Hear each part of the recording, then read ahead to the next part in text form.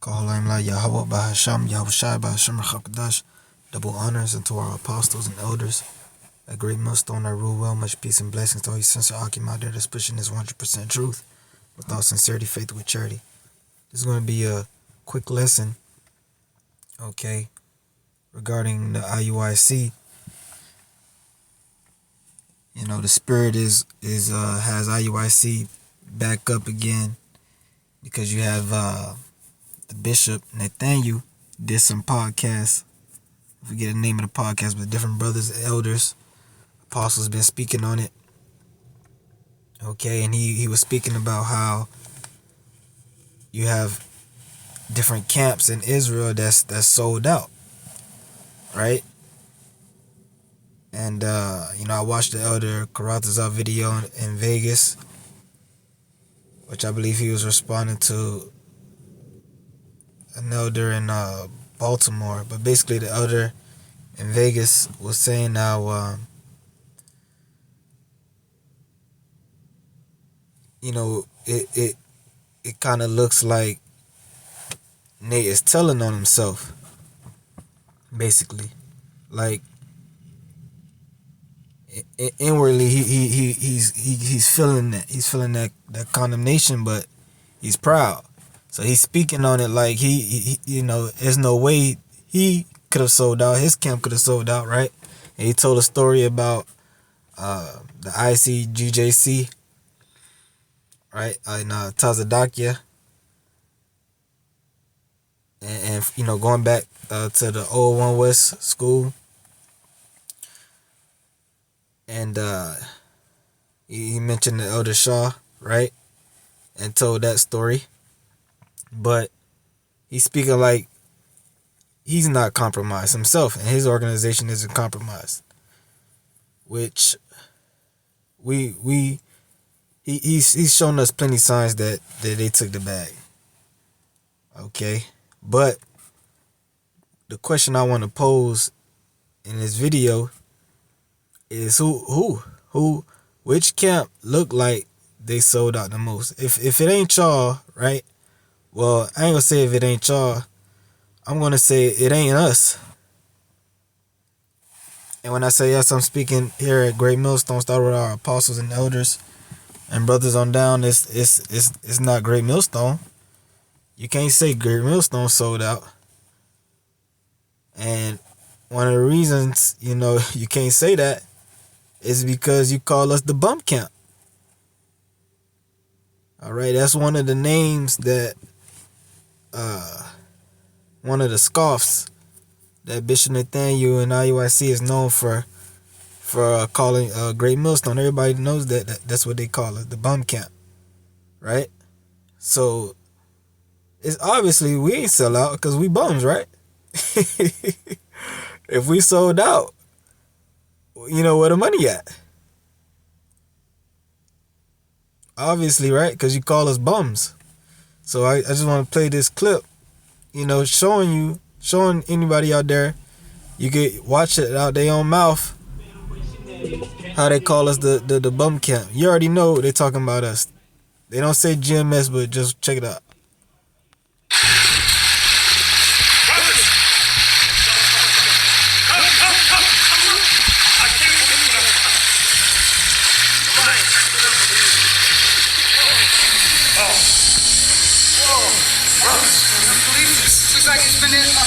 This has been there for hundreds of years. Hundreds. Come look. Oh my goodness.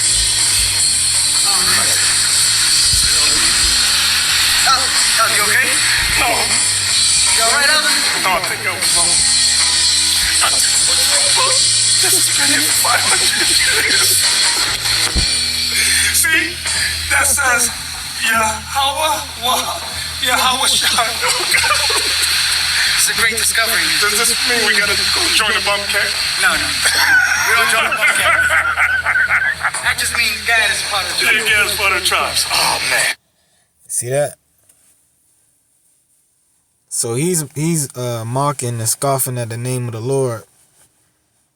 And then he said, does that mean we gotta go join the bum camp? Which, that's obvious. That's the obvious shot at GMS.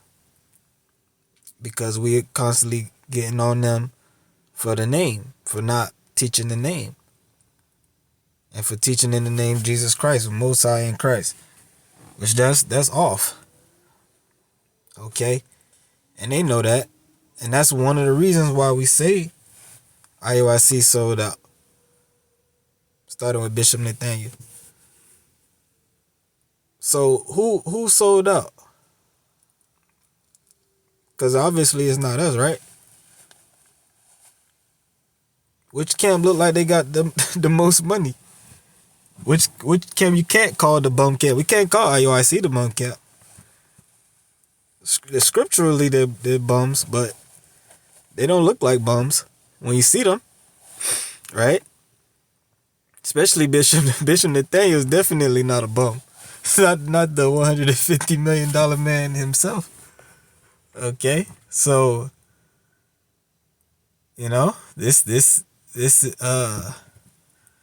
just now that he's in the spotlight and he wants to talk about sellouts and have the conversation, let's go more in depth.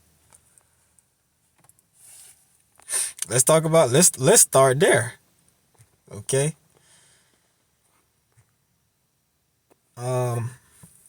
This is Zechariah chapter 13, and this chapter always made me think about Bishop Nathaniel. When you read the whole chapter, right? Speaking about how the false prophet is going to be judged. And in particular, I was thinking about this one verse, but I forgot it was in this chapter. Okay. And that's this verse right here, verse 4.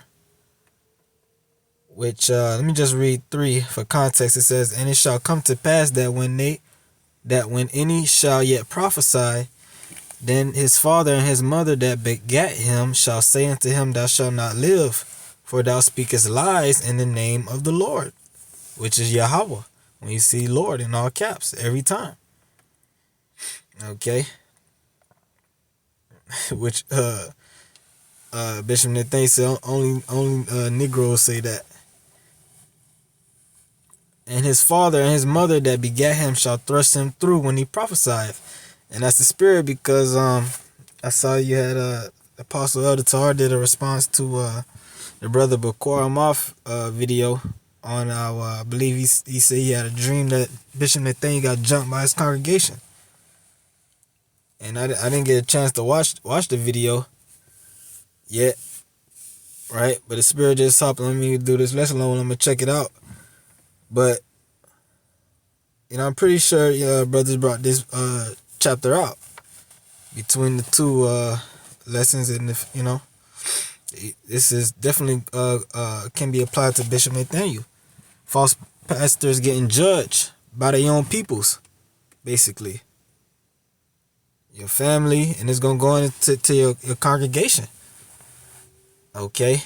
Verse 4, it says, "And it shall come to pass in that day that the prophets shall be ashamed, every one of his vision, when he have prophesied," which that's gonna happen.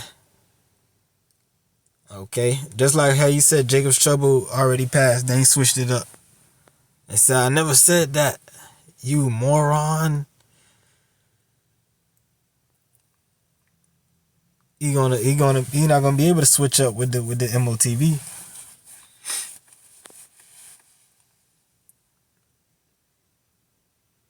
It's gonna be shown.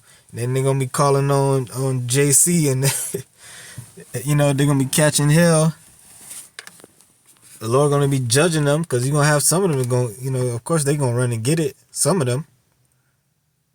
A lot of them gonna go and get it.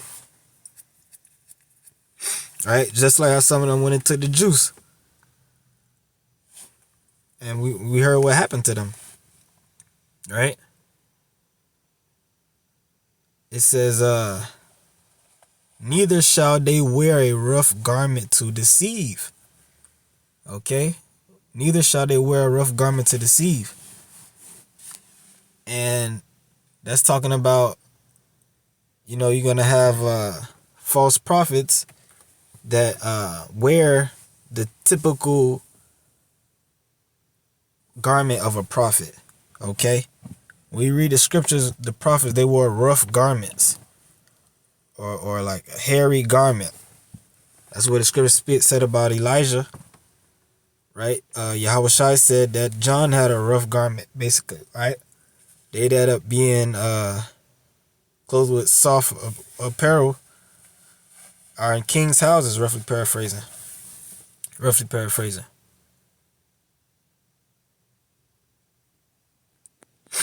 Right? So you're supposed to wear a rough garment, which means what? You're supposed to look like a bum. Okay? And the IUIC, they don't wear rough garments in the sense of which, we all the clothes we wear normally today is cheap compared to, handmade clothes that from like people wore in the ancient times. Jake always had style and swag, and a lot of the clothes we wear now is rough. The material, the quality is not good. Okay? But the IUIC, they pride themselves off, especially the bishops, the leadership, or the leader, the first with the leader. Then you got other leaders, because like the Apostle always says, there is no leadership in the IUIC. Is a leader, one leader, and then the rest are followers. But the other so-called leaders, especially at these different events and things they have, which Bishop Nathan, he don't even go out no more. He don't even. I'm trying to, if I'm wrong, Lord willing, somebody can post a link, or I see a video of Bishop Nathan teaching on the streets, but I ain't seen him teaching on the streets in a minute. Okay, I see them reposting his older videos of him teaching on the streets. But as far as I can see, Bishop Nathan don't go out no more. So he's not even prophesying on the streets anyway. Except like maybe go to a different country somewhere. Every now and then that he'll speak, show his face or something like that. But he's not teaching out there consistently, out on the streets every week. Like our apostles and elders are. Right? What they call the bum camp, right? But the IUIC, they deceive in many other ways. They'll have the beards, even though they be lined up, they have, they always talk about the fringes, right? You gotta have your fringes 24/7. That's the outward show. That's to deceive. That's to give that look of a holy man, a righteous man,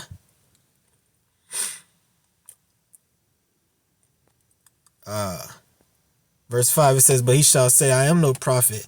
I am a husbandman, for a man taught me to keep cattle from my youth."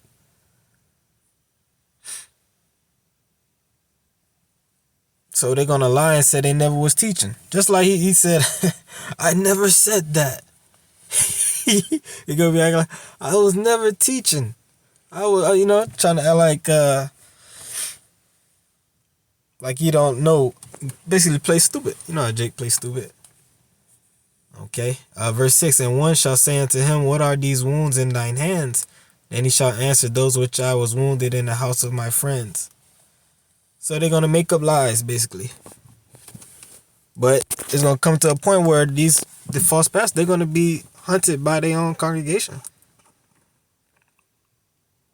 Okay? For teaching lies. It's going to come back on them. First prior to that is going to be made manifest who the true men of the Lord are. They're going to find out these different zombies and flunkies, right? In these different groups. They're going to find out that the men they were following weren't right. If they're not teaching 100% truth, they're going to find out. And at the same time, the true men of the Lord is going to be shown. Okay, so that's just something I wanted to speak on. Lord, when I was edifying with that, I'm going to say shalom.